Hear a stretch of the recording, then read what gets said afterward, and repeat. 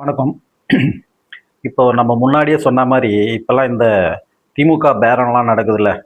TVK எம்எல்ஏக்கள ம் விலைக்கு வாங்குற கோடிக்கணக்குல அவங்க பாவம் 2,00,000 3,00,000 குடுத்து ஜெயிச்சுட்டு எம்எல்ஏ ஆயிட்டாங்க.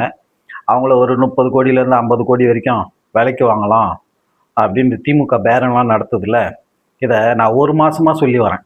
இப்ப புதுசா சொல்லல. ஆனா நான் சொன்னதெல்லாம் நடக்குதா இல்லையான்னு மட்டும் பாருங்க. இங்க பெரிய பெரிய விஐபிகள், ஜாம்பவான்கள் இவங்கலாம் வந்து யூடியூப்ல உட்காந்து பேசுவாங்க. இவங்கலாம் பேசுறதுக்கு முன்னாடியே நான் இதெல்லாம் முன்னாடியே பேசியிருக்கேன். என்னென்னலாம் நடக்குதுன்றத அந்த வகையில் எனக்கு கொஞ்சம் பெருமை தான். இதெல்லாம் திமுக காரன் என்னென்னலாம் ஜாம்பவான்னா கோடிக்கணக்கில் 13,00,000 கோடியை தமிழ்நாட்டை விட்டு ஆக்கிட்டு போயிருக்கான்டான்னா அவன் எவ்வளோ கோடி அடித்து ஒலையில் போட்டிருப்பான். அந்த அந்த பணத்தில் தான் இந்த மாமல்லபுரத்தில் அந்த தலைமை செயலர் அந்த அண்ணா அறிவாலயம் கட்டுறது. இவர் இப்போ சின்ன ஒரு துபாய் போயிட்டு வந்தது. இப்போ இவர் வந்து இவர் இப்போ கிளம்பி போயிருக்காரு, நம்மளுடைய பெரியவர்.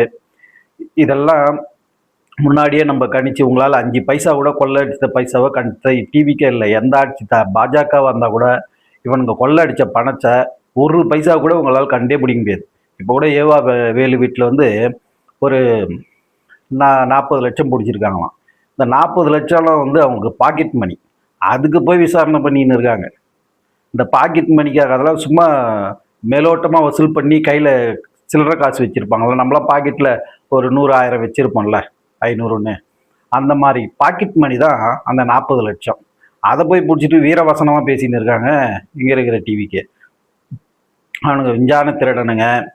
அவங்களாம் வந்து நீங்கள் நினைக்கிற மாதிரி கையில் காசு வச்சுக்கின்னு இருக்கிறவங்களோ ஒரு அமைச்சர் எம்எல்ஏ வீட்லேயோ இல்லை பினாமி கிட்ட கூட அந்த சொத்து இருக்காது. இப்போ அதுக்கு உதாரணமாக சொல்லணும்னா, இப்போ அவங்க பேரம் நடத்துனாங்கல்ல எம்எல்ஏக்கு.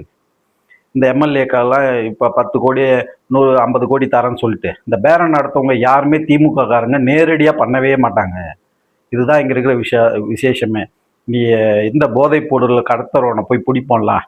போலீஸ்காரங்க வந்து போதைப் பொருளை போய் கடத்துறவனெல்லாம் பிடிச்சிட்டு வந்து இவனை பிடிச்சா இன்னொரு ஆளை பிடிக்கலாம், இன்னொரு ஆளை பிடிச்சா அவனை பிடிக்கலாம் அப்படின்னு அது ஒரு இடத்துல போய் கனெக்ஷன் கட் ஆகிடும். எவன் இதெல்லாம் சப்ளை பண்ணுறான்னே தெரியாது. அதே போல தான் இந்த திமுகவும். நீங்கள் அவன் எங்கே யாருக்கிட்ட பேரம் பேசுகிறான், எப்படி பேரம் பேசுகிறான் அப்படின்றத நீங்கள் கீழே இருக்கிற அந்த 4 பேரை பிடிச்சிட்டு அவனை போய் கண்டுபிடிக்க முடியாது. திமுககாரன் சொல்லினே இருப்பான், நாங்கள் எங்கே பேரம் பண்ணோம் ப்ரூவ் பண்ணுங்க அப்படின்வான். அதனால் உங்களால் அதையும் கண்டுபிடிக்க முடியாது. உஷாராக இருக்கணும். இப்போது இந்த இடத்துல தான் பாஜகவோட ரோல் இருக்குது. இதுக்கு முன்னாடி எல்லாருமே வந்து பாஜக எதிரி, கொள்கை எதிரி, அந்த எதிரி, இந்த எதிரி அப்படின்னு சொல்லிட்டு இந்த பிரச்சனை, இந்த பஞ்சாயத்துக்கு நீங்கள் எங்கே போய் நிற்பீங்க? திமுகவானாலும் சரி, தாவாக்கானாலும் சரி, இந்த ஏடிஎம்கேவானாலும் சரி, இவங்க பிரச்சனைகள்லாம் இந்த எம்எல்ஏலாம் தாவறாங்கல்ல, கட்சி விட்டுத்த கட்சியே. இவங்க பஞ்சாயத்து எங்கே போய் நிற்பாங்கன்னு நினைக்கிறீங்க? இப்போ வருவர் ஆளுநர். இதுக்கு முன்னாடி ஆட்டுக்கு தாடி எதுக்கு, தமிழ்நாட்டுக்கு ஆளுநர் எதுக்குன்னு கேட்டானுங்கள்ல. இப்போ போய் கியூவில் நிற்பாங்க பாருங்களேன், லைனில் புகார் கொடுப்பாங்க பாருங்க. இப்போ தெரியும் ஆளுநர் பவர் என்னன்னு. இப்போ இங்கே நியாயமாக நடக்கலைன்னா, இப்போ இந்த கரூரில் எப்படி திமுககாரன் வச்சு செய்தாகும்போது பாஜக சப்போர்ட்டாக நின்றுச்சு.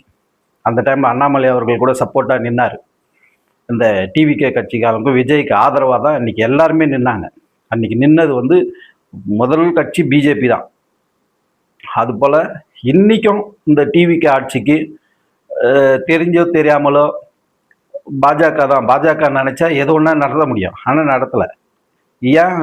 மக்களால் தேர்ந்தெடுக்கப்பட்டீங்க, அதுக்கு அந்த பக்கம் நிற்குது சைடில் சப்போர்ட் பண்ணிக்கிட்டு. சப்போர்ட்னா நேரடியாக சப்போர்ட் இல்லை, நியாயமாக என்ன நடக்கிறமோ அதை பண்ணிக்கிட்டு இருக்காங்க. இதில் இன்னொருன்னா அவங்க கட்சி ஜெயிக்கணுன்றதை கூட விட்டுட்டு எப்படியோ போட்டோன்னு விட்டுட்டாங்க.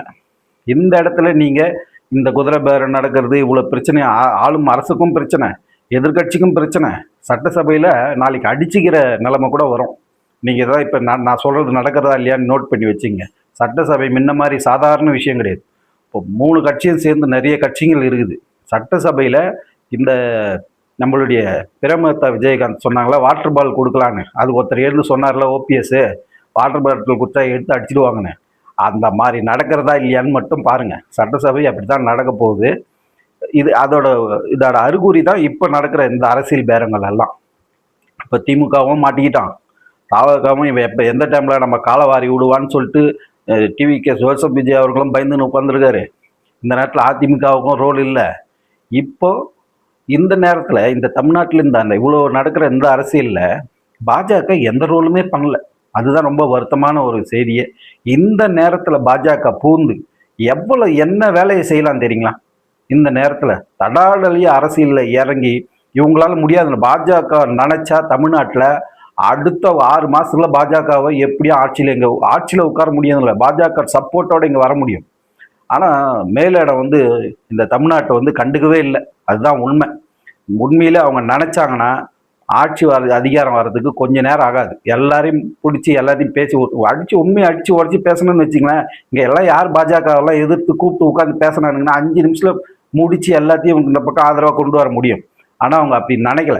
அதுதான் அங்கே இருக்கிற விஷயம். தமிழ்நாட்டில் எவ்வளோ பிரச்சனை நடந்தாலும் அவங்களுக்கு இங்கே ரோலே இல்லை. அவங்க களத்தில் இறங்கவே இல்லை. அது ரொம்ப வருத்தமான செய்தி. ஆனால் இவங்க பஞ்சாயத்தெல்லாம் எடுத்துகிட்டு வந்து ஆளுநர்கிட்ட வந்து நிற்க போகிறாங்க. இப்போ நடக்குதா பாருங்கள். இந்த வேற எந்த அளவு கோடி கணக்கில் கொடுத்து நான் அப்பத்துலேருந்து சொல்லிட்டு இருக்கேன், இந்த டிவிகே எம்எல்ஏவை பாதுகாத்துக்கோங்க அப்படின்னு. ஏன்னா திமுககாரன் அவன் எதை ஒன்றா செய்வான், எந்த ரேஞ்சுக்கு ஒன்றாலும் போவான். இந்த கரூரில் எத்தனை ஊர் போயிடுச்சு பார்த்தீங்களா? அதுக்கெல்லாம் எங்கேயோ மறைமுகமான காரணங்களாக இருந்தாலும் திமுககாரன் அந்த மாதிரி தான் இறங்குவான்.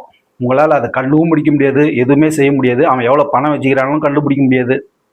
அவன் மேலே ஆக்ஷனும் எடுக்க முடியாது. கேட்டால் 4 பேர் அங்கங்கே போலி போராளிகளை வச்சுருக்கிறான், போலி ஊடகங்களை வச்சுருக்கிறான். இவங்களை வச்சு போலியான செய்திகளை பரப்புவான், 4 போராட்டங்களை பண்ணுவான், ரோடு மறியல் பண்ணுவான். இவங்களை பாதுகாத்துக்கிறதுக்கு என்னென்ன செய்ய முடியுமோ அந்த முதல்வர் படத்தில் எப்படி அந்த முதல்வர் இருந்தாரோ அதே தான் இப்போ நடக்கிறது. வேற ஒன்றுமே இல்லை. அதுக்காக தாவைக்கு ஆட்சி சரியாக இருக்குதான்னு கேட்டால் நான் வந்து என்ன சொல்லுவேன்னா, தாவைக்கு ஆட்சி சரியாக இல்லை தான். நம்ம அந்த பிரச்சனைகள் மக்கள் பிரச்சனைலாம் இருக்குது. ஆனால் அவங்க முடிஞ்ச அளவுக்கு ட்ரை பண்ணுறாங்க. உண்மையிலே விஜய் வந்து நான் முன்னெல்லாம் என்ன நினச்சின்னா, அவர் பெரிய கிரிமினலு அப்படி இப்படின்லாம் நினச்சிருந்தேன். அந்த கரூரில் வந்து என்னப்பா நம்ம கூட்டத்தில் ஒரு ஆம்புலன்ஸ் போகுது அப்படின்னு ஒரு வெகுலியாக கேட்டிருப்பார் பாருங்க. அப்பத்துலேருந்து தான் தெரிஞ்சு விஜய் வந்து அந்தளவுக்கு கிரிமினலோ அந்த மைண்ட் செட்லேயோ அதில் அவர் ஒரு பொதுவான ஆள். மக்கள் எந்த பக்கம் போகிறாங்களோ அந்த பக்கம் காற்று எந்த பக்கம் அடிக்குதோ அந்த பக்கம் அடித்து போய் ஜெயிக்கணும்னு நினைக்கிறாரு. அதனால் அவர் மேலே தப்பு கிடையாது. அந்த அளவுக்கு ஒன்றும் கிரிமினல் மைண்டோ இல்லை அந்த செட்டிங்லாம் ஒன்றும் எனக்கு தெரிஞ்சு இல்லை அவர் இப்போ பார்த்த வரைக்கும். அதனால் திமுகவை விட கொஞ்சம் பெட்டர் தான். இதை நீங்கள் காப்பாற்றிக்கணும். பாஜக இதுக்கு வந்து ரொம்ப வருத்தமான ஒரு செய்தி என்னடானா, உள்ளே வரவே இல்லை, என்ட்ரு ஆகவே இல்லை. எல்லாம் எதனா பண்ணின்னு போங்க அப்படின்ற மாதிரி ஆயிட்டாங்க. ஆனால் இப்போ இந்த பஞ்சாயத்துலாம் இங்கே தான் வரப்போகுது. நீங்கள் ஒன்றா பாருங்கள், நடக்குதா இல்லையான்னு மட்டும் பாருங்கள். திமுக எதை ஒன்றா செய்வான், மறந்துடாதீங்க. இன்னும் பல விஷயங்கள் வந்து இருக்குது. நான் இந்த ஒரு டாப்பிக்கை மட்டும் இப்போ பேசிக்கிறேன். நாளைக்கு மிச்ச டாப்பிக்கை பேசுகிறேன். நன்றி, வணக்கம்.